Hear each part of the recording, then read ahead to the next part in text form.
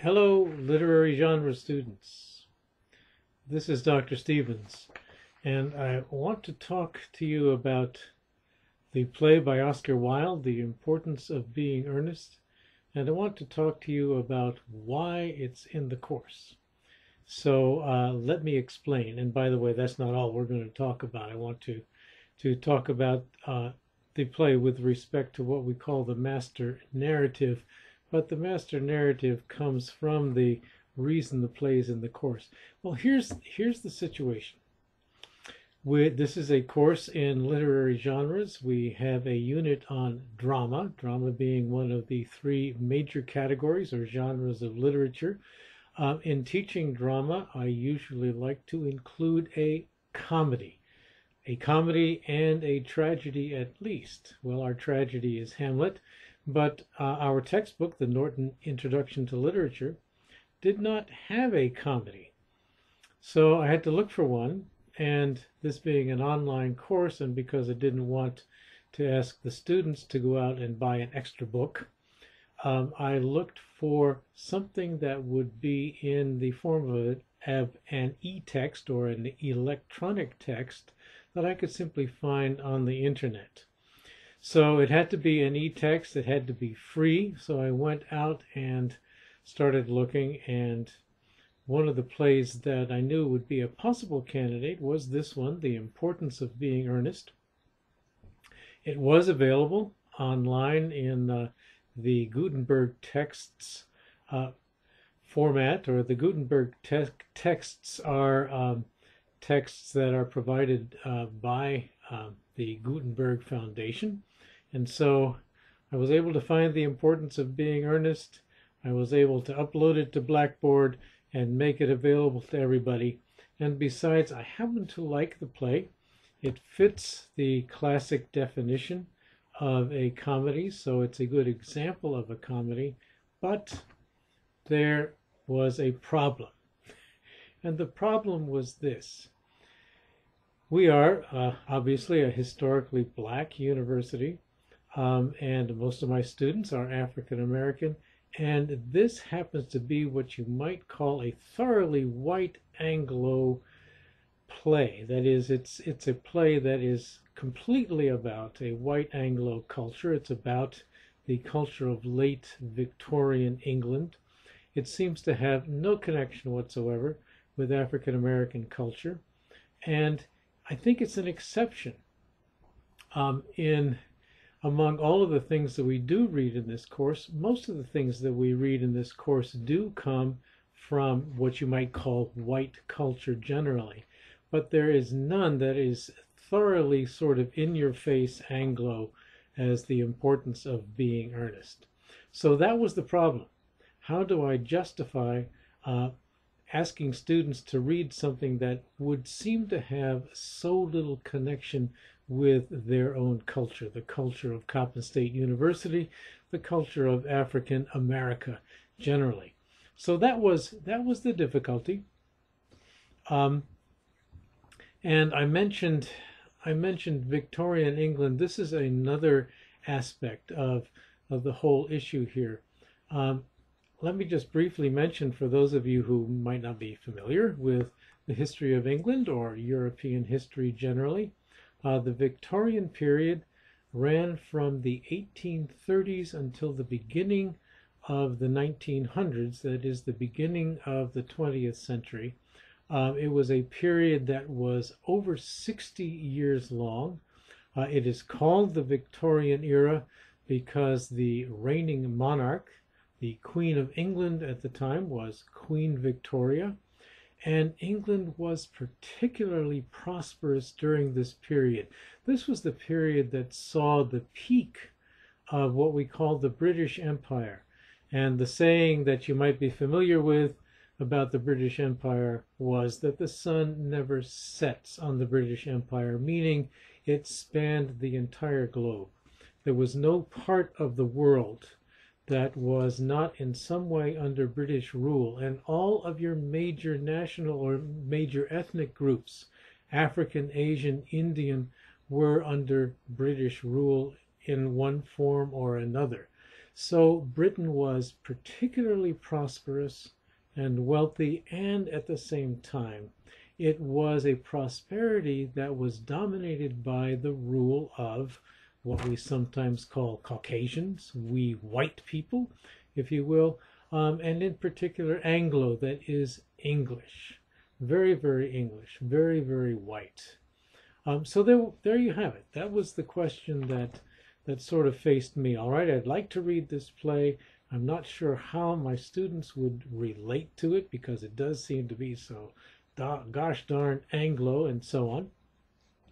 So I decided that what I would do would, answer that question or resolve that question by using that play to raise an issue, an aspect of literary studies that we have not gone into so far. And that is the political issue. We have looked at literature in terms of the genres, right? Lyric poetry, fiction, drama, and so on. We have looked primarily at literature in its formal sense. What is it made out of? What shape does it take? What is its content? What are its subjects? And so on. But we have not considered the larger context for literature, and that is its cultural and political context. Very, very briefly, I'm going to make it very simple for you.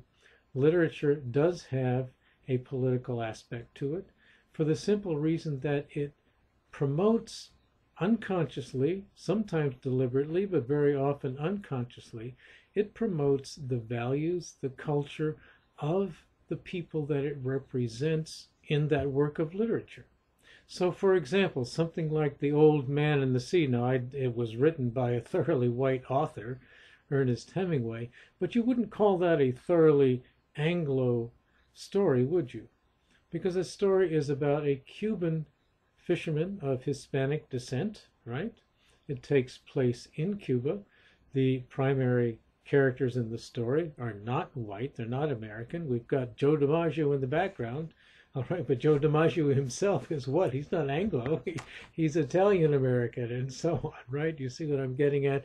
But the point is that the story always in some way represents the values, the beliefs, the structure of the culture from which it comes. And so it is political in that sense.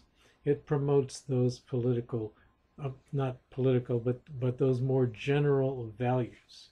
So it has a context, and the context is a cultural context, and it speaks to that particular culture. So what we're going to do then is we're going to look at the importance of being earnest in terms of one way of understanding the politics of literature, and that is in terms of what is sometimes called the master narrative. Now, I'm not going to go into the origins of that concept, nor am I going to try to go into a great deal of detail. It's a fairly sophisticated concept, but we can use a simple understanding of that concept to deal with this question of the importance of being earnest and the fact that it is so thoroughly Anglo, and here it is in the curriculum at a historically black university. Okay, so let's talk about the master narrative. Now, first of all, we in this course talk about narrative in terms of literary genres, and a narrative is simply a story. And so we say that novels, short stories, and so on are examples of narrative, and then we had a unit on verse narrative and so on. Narrative in this sense is much more general. We are not talking about a literary genre. The importance of being earnest is not what we call fiction in the usual sense, meaning it's not a story, it's not a short story or a novel, and yet a drama does tell a story. But narrative, when we refer to master narrative, refers to what you might think of as an invisible or an unspoken and certainly unwritten narrative. It is a very, very general story, and let me see if I can find my definition here.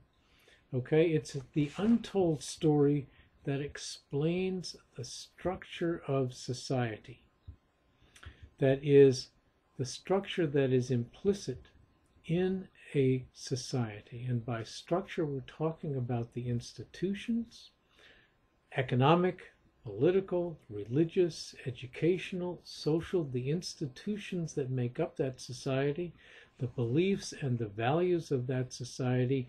In particular, we are talking about did I write it down here? I hope I did.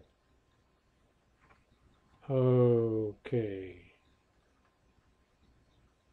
Right. Okay. So yes, it talks about a master narrative really is the sort of story of the social structure. And in particular, one of the things that we look at in a master narrative is where the power in that culture comes from. All right? So it's a story that represents the exchange of power, the control of power in a society, how power is allotted, who it's given to, who exercises it, how the power is exercised, and so on. And what it does is it, as the theorists say, it legitimates that use of power, meaning that it makes it legitimate. It excuses it, if you will, the use of power in the society. So let's look at examples of master narrative. There is another way of understanding master narrative, and that is that it is the story of the masters themselves. Getting back to what I said about power, it is the master's story. Okay? It is the story about the masters, that is, the people who control the power, right? Whether it happens to be in the old feudal system in the Middle Ages, in which the great landlords, the dukes and the barons owned the land, right? And they were the masters. Or in today's society, the people who control money, right? The heads of the corporations and the foundations and so on. Or the politicians, right? The people in government who control the power and so on. So it is a master narrative then is the story about the masters. And it is a story then that is, again, invisibly, not explicitly, but the story that the masters tell. Now, what does that mean? It means that the masters, among other things, control, to a certain extent. Now, we say this with reservations, but the masters, to a certain and to a great extent, control the stories that actually get told. They control the media, for example, right? And they control, to a great extent, the press in general. So what gets published and so on is, to a great extent, determined by the masters, the people who control power, and then certainly as a major aspect of power, the people who control wealth. All right? Let me give you an example of a master narrative. It's no longer in force, but I think it's very familiar to all of us. And that is the master narrative of the antebellum South. Now, if you've studied your African American history, or maybe even if you haven't, you know what we mean by the antebellum South. That is antebellum, meaning literally before the war. Okay, so the South, the southern part of the United States before the Civil War.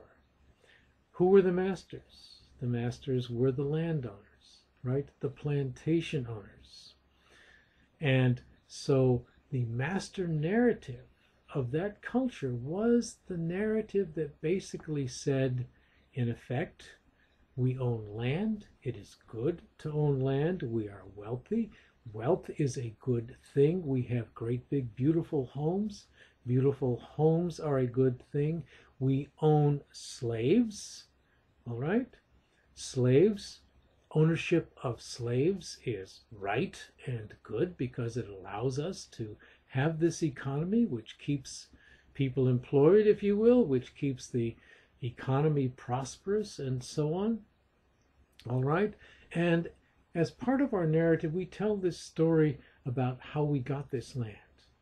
And we tell this story about how we got these slaves, and we tell this story about why we are able to keep these slaves. And part of our story is that we can tell you that people from Africa are not quite as good as we are, we white masters, right?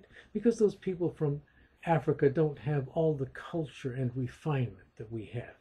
And they're not, and so we say those African people, well, they're not really as fully human as we are, all right, so that we can justify, we can say it's right for us to use them as laborers on our land, because after all, not only are they helping us keep the economy going and helping us get wealthy, right, but we're also providing for them, right? We're housing them, we're clothing them, we're feeding them, and so on, okay? Now, all of this in a master narrative, the story that the master narrative tells is essentially, as I said before, invisible. It's something that is taken for granted. You can't question the master narrative without threatening to overthrow it. And in overthrowing it, what you are doing is you are overthrowing the culture itself, aren't you? And that is ultimately what happened to this particular master narrative, right? Okay? It was overthrown. The culture of the South was over. That culture of that particular time was overthrown. And by the way, I'm not trying to say that it ended racism. It certainly did not. We all know that, right? Okay. But you understand now what I mean by a master narrative. It's invisible. It's like the framing in a wooden house. You know, the studs, the plates, the sills, the rafters, the joists, all of those things that hold the house together. You don't see them.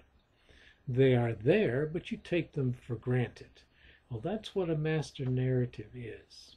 And we can understand then individual works of literature. The works of literature themselves are not the master narrative, but they can be manifestations of the master narrative.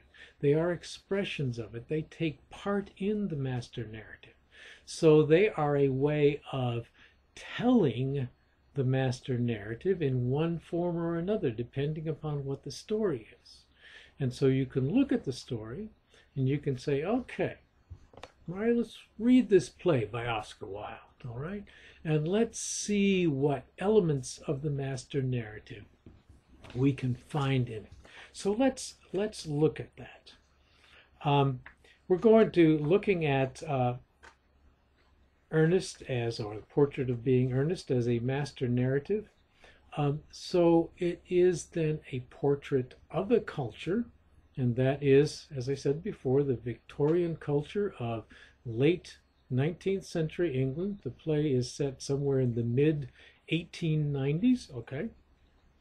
It's a portrait of how that particular culture is put together, including its class structure and its power structure. Okay, class structure meaning how the different groups within the society relate to each other, how they are structured.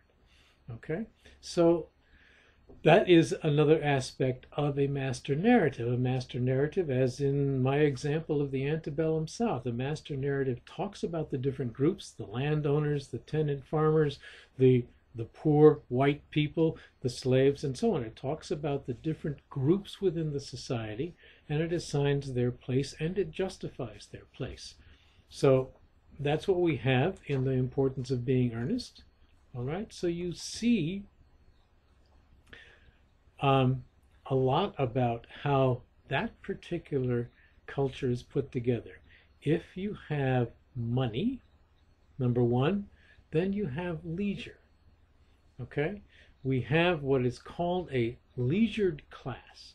Jack Worthing and Algie Moncrief represent the leisured class, people who have money, right, who don't have to work for the money, and so they are at leisure to do what they want.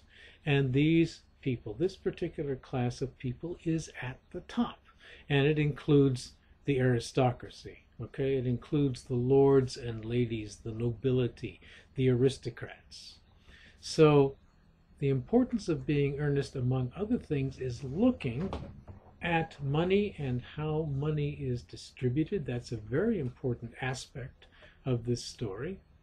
It also looks at power. Who has the influence? Lady Bracknell has the influence. All right, Jack, who owns a large estate in the country, has influence. Whereas Merriman and Lane, the butlers, okay, they don't have influence. They are dependent, right, upon their masters, Algy and Jack, okay?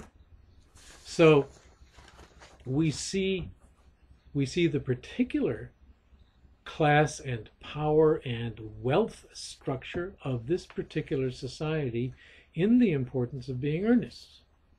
Okay, you following this? Okay, right? You see what we're talking about?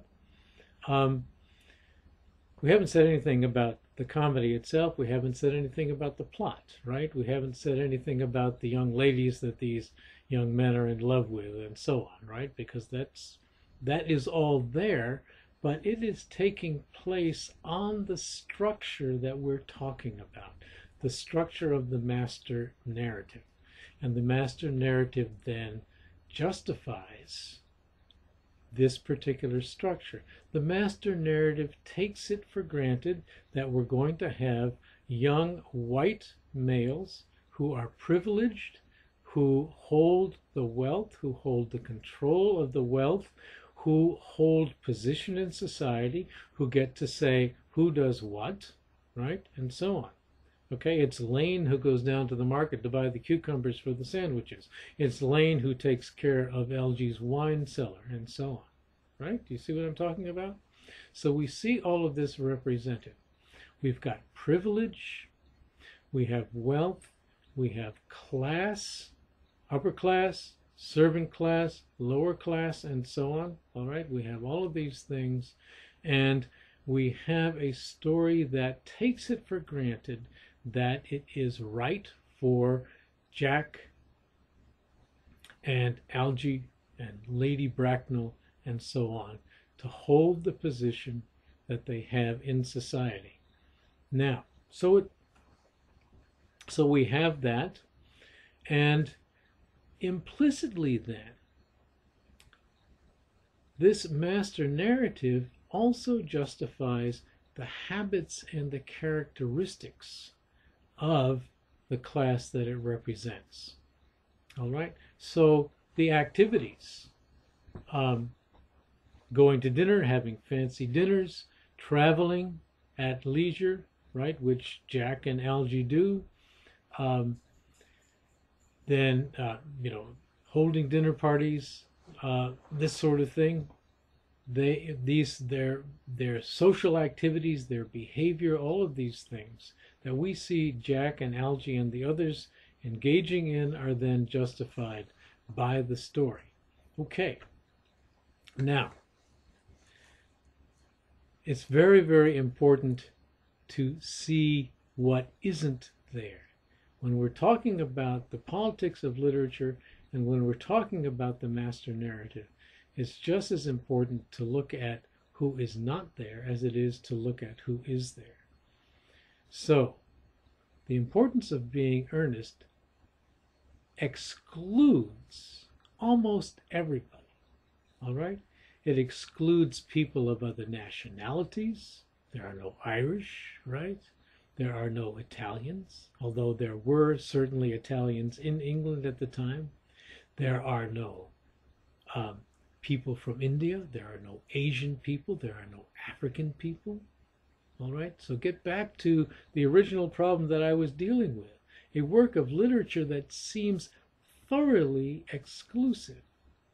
So the mere fact that the story excludes these other groups tells us something very, very important, and again brings us back to the master narrative. What does the master narrative then say?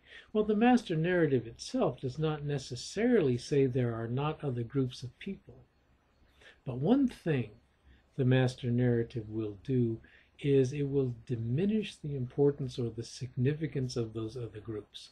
Yes, they are there, all right? Yes, we know that people of African descent, Indian descent, and so on are there, all right? But we don't have to take them into consideration. That is the implication. When you see this particular representation of the master narrative in the importance of being earnest. There's nothing in the play that comes out right out and says these other groups are not important. No. What's important here, and the point I'm trying to make, simply is that the story ignores these other groups. They simply don't exist. All right? Now, so I've tried to give you some idea of the way in which the play is an example, not an example of a master. It is not a master narrative. That's not what I'm trying to say. I'm trying to say that we can see elements of the master narrative. That is the structure of the society. We can see elements of that master narrative in the story itself. So the story, the actual story of the play, becomes in a way a justification for or a support for the master narrative. Now, I'm going to switch gears on you. And I'm going to suggest that the play is also an anti-master narrative, meaning that it undermines that master narrative. Let's look at that. Let's look at what I mean. In general, the play, first of all, is a satire. The play is making fun of the culture that it represents. All right, it's making fun of the way Jack and Algy behave. All right, Jack and Algy are, I mean, they get into trouble, right? They create these false identities. Algy's got Bunbury, right, and Jack has Earnest, and they use these false identities to go off and travel and do things that they wouldn't otherwise be able to do. And so they get caught, right? They get caught in this trap of being somebody who they really aren't. So the story is then, it's making fun of Jack and Algy, okay? And in the process of doing that, and not just Jack and Algy, but in the process of doing that, it's also making fun of the society that they represent. I'm not going to look at all the ways in which it is making fun of upper-class Victorian society, but just keep that in mind. This is one of the main things that's going on in this play. It's a satire. It's making fun of upper-class Victorian society, and so in doing so, it is also critiquing the master narrative. All right? So, how does it do this? Okay, well, one, as I say, I'm not going to look at everything, but look at attitudes toward marriage. Okay, look at attitudes toward romantic love. So we'll look at love and marriage. First of all, look at Cecily and her idea of romantic love. She was in love with Earnest, okay, who isn't really Earnest. I mean, his name is Algy, right? Okay, but she was in love with Earnest months before he ever showed up. Okay, what's going on with that? All right, Wilde is in the figure of Cecily. Right? Wilde is making fun of the young lady's idea of romantic love. It's all in their heads, right? It's all in their imaginations. Marriage. There was a lot of commentary about marriage, and early on, right? What does Algy say about marriage? And a lot of this dialogue in this play, as I hope you can see, is very, very facetious. All right, it's not meant to be taken seriously. These guys are joking around. So Algy says, it's very romantic to be in love, but there is nothing romantic about a definite proposal. Jack has been, or Earnest, okay, has been talking about coming to London to propose to Gwendolen, right? So, and so Algy says, there's nothing romantic about a definite proposal of marriage. All right, why? One might be accepted. One usually is, I believe. Then the excitement is all over. The very essence of romance is uncertainty. If ever I get married, I certainly try to forget the fact, okay? He's making a what we might think of as cynical, except that he's just being funny. He's joking around. But the play is implicitly then asking us to take a look at marriage and not take it so seriously, okay, or look at the extent to which we take it seriously. Wealth. Okay, we talked about wealth and power. Power has to do with, among other things, not just the control of people and groups of people, but also the control of money, right? So Algy is an example of a certain type of upper-class Englishman who had a lot of money theoretically, but keeps spending it and is constantly in debt. So he is the extravagant, overspending young man, always in debt and always then out of money. At one point early on, he refers to being hard up. All right, he tells Jack that he wished that Jack had offered, or Ernest really had offered a reward for the cigarette case, because he's particularly hard up at the time, right? It also makes fun of social position. There is a lot of dialogue between the servants and the masters that actually makes fun of the usual relationship, the fixed and very important among the British relationship between the domestic classes and the master class, right? And so at one point, for example, just an example of lots of dialogue where we can see this undermining of the relation, or this commentary, if you will, on the relations between the classes going on. At the very beginning of the play, when it opens, Algy's playing the piano. And he asks his butler, his servant Lane, did you hear what I was playing just now? And Lane says, I didn't think it polite to listen, sir. Right? Okay. Well, that's a commentary upon, a comment on the artificial barriers, right? The great divide between the servant class and the master class.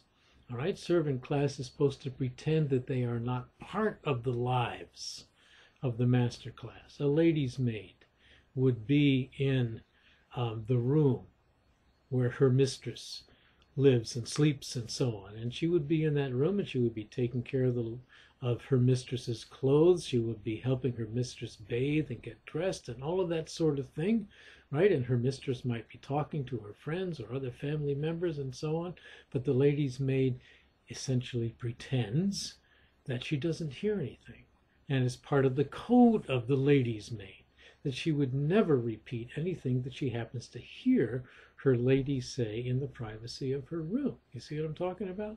There is this strict, very serious, artificial barrier between the servants and the masters.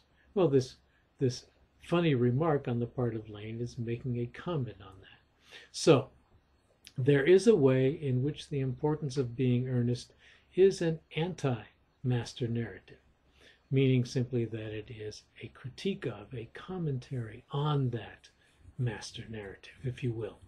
So the ultimate joke then on the master narrative of Victorian England, we're no longer talking about the antebellum South, right? We're talking about Victorian England and its own master narrative.